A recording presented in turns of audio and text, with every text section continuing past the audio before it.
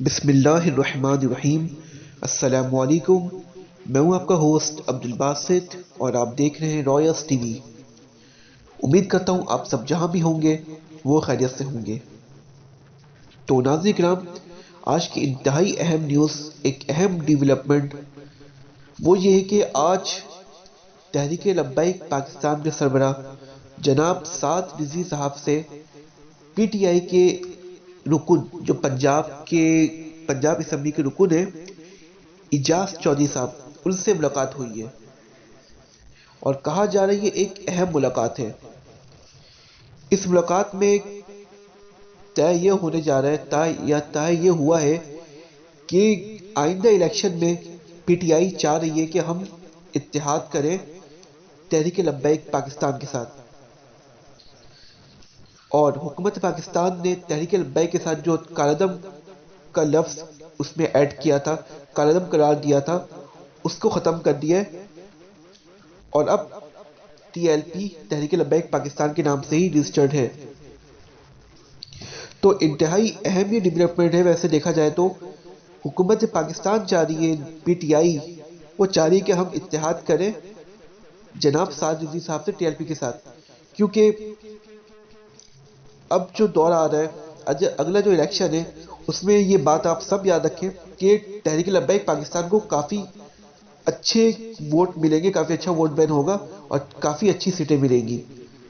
और इमरान खान साहब चाह रहे हैं कि हम इत्तेहाद कर लें तहरीक लब्बैक पाकिस्तान के साथ, तो हम अगली बार की हुकूमत बआसानी बना सकें।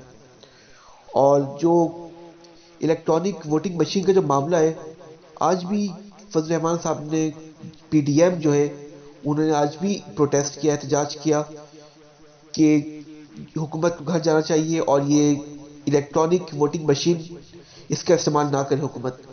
और शहबाज शरीफ साहब ने ये ऐलान किया कि हमारी हुकूमत फेल हो चुकी है, महंगाई हाई हो चुकी है, हुकूमत को घर जाना चाहिए।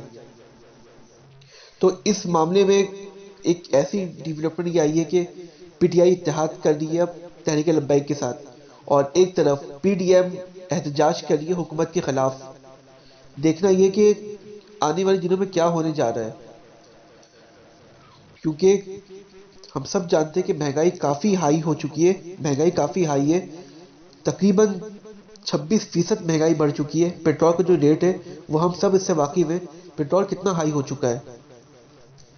और हुकूमत ये मानने की बात है कि हुकूमत काफ़ी नाकाम हो रही है पेट्रोल के रेट्स को कम करने में।